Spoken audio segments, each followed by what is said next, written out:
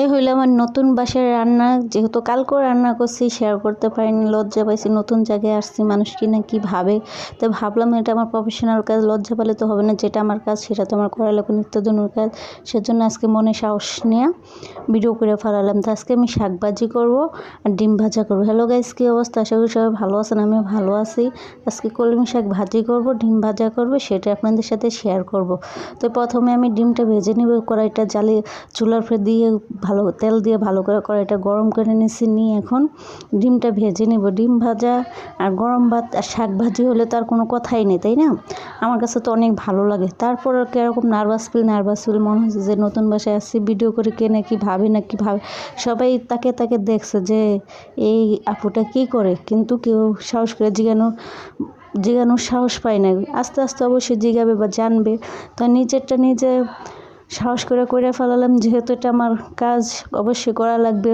মানুষ কি ভাবলো না ভাবলো সেটা তো দেখা যাবে না। আমি এমনি মানুষের সামনে ভিডিও করতে নার্ভাস ফিল করি যে রুম পাল্টাইছি, আপনাদের সাথে শেয়ার করতে পারেন। আর শেয়ার করবো কীভাবে? একা নিজের হাতে সব কিছু করা লাগছে, লোকের সাথে থাকা লাগছে। একবার এই বাড়ি গেছে, আবার নতুন বাড়ি, মানে এরকম করতে দিন চলে গেছে।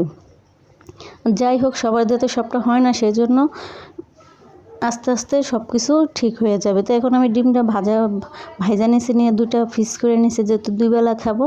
আর শাক ভাজি করে নিচে। কালকে বৃষ্টির মধ্যে দেখে শাকওয়ালা ভাইয়া শাক বেচতে আছে, পরে শাকগুলো দেখে পছন্দ হয়েছে। 1 মুঠা শাক 10 টাকা দিয়ে নিয়ে আসছে। যেহেতু আমি একা মানুষ, সেজন্য বেশি আনি নাই, 1 মুঠা নিয়ে আসছে। তো 1 মুঠা নিয়ে আসছে, ভালোই হয়েছে। শাকগুলো খেতে অনেক ভালো লাগছে। তো পরিমাণ মতো শাকগুলোর মধ্যে লবণ দিয়ে দিচ্ছি, দিয়ে এখন ভালো করে আমি সিদ্ধ করে নেব শাকগুলো। আমার কাছে কলমি শাক অনেক ভালো লাগে। যে মানুষটা শাক পছন্দ করতো সেই মানুষটা তো এখন নাই। সেই মানুষটা সবসময় শাকের পাগল আসলে, প্রতিদিন শাক রান্না করা লাগতো। আপনারা তো অবশ্যই দেখছেন শাকগুলো রান্না করা লাগছে, তার সেই শাক অনেকটা পছন্দ করতো। তা আমি যাই হোক, আমিও পছন্দ করি। বাসার আলসেমিতে নিয়ে আসি না। তো শাকটা এখন নামিয়ে ভাতটা একটু সেঁকা দিয়ে নেবো। যেহেতু ভাত সেঁকা না হলে আমি খেতে পারি না, ভাতের নিচে ভিজা থাকে, সেজন্য আমি ভাতটা সেঁকা দেওয়ার চেষ্টা করি। তো ভাতটা ফাইনালি সেঁকা হয়ে গেছে। এখন আমি আবার চুলার উপরে শাকটা বসে দিয়ে তেলানি দিয়ে নিব।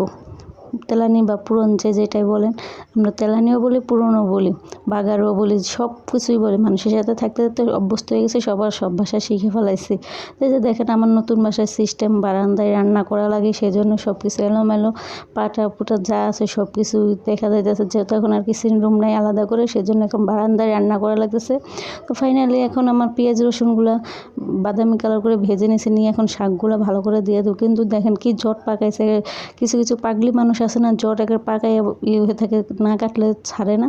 তো শাকগুলোর অবস্থা হয়েছে সেটা। এরকম করে শাক ভাজি আমার হাজব্যান্ড অনেক পছন্দ করতো, তার মতোই আমি শাক ভাজি করার চেষ্টা করি। তো ফাইনালি আমার শাক ভাজিটা কেমন হয়েছে অবশ্যই কমেন্টস করে জানাবেন। আর কার এরকম কলমি শাক ভাজি খেতে ভালো লাগে অবশ্যই বলবেন। তো আমি সবসময় কথা গুছিয়ে বলার চেষ্টা করি, কিন্তু এখন কথা বলতে পারি না। মানে ও মানুষটা চলে যাওয়ার পরে এরকম অবস্থা একটা হয়েছে, মানে কথা বলতে গেলে কথার ভলিউমটা কমে যায়, গলার সাউন্ডটা চেঞ্জ হয়ে যায়। যে মানুষটা এরকম শাকভাজি পছন্দ করে, শাকভাজি করি, আর সেই মানুষটার কথা মনে করে যে ও মানুষটা অনেক ভালোবাসতো শাকগুলো। তো আজকে আমার এই শাকগুলো একা খাওয়া লাগবে। তো আজকে ভিডিওটা কেমন হয়েছে অবশ্যই কমেন্টসে জানাবেন। আজকে এই পর্যন্ত, আল্লাহ হাফেজ।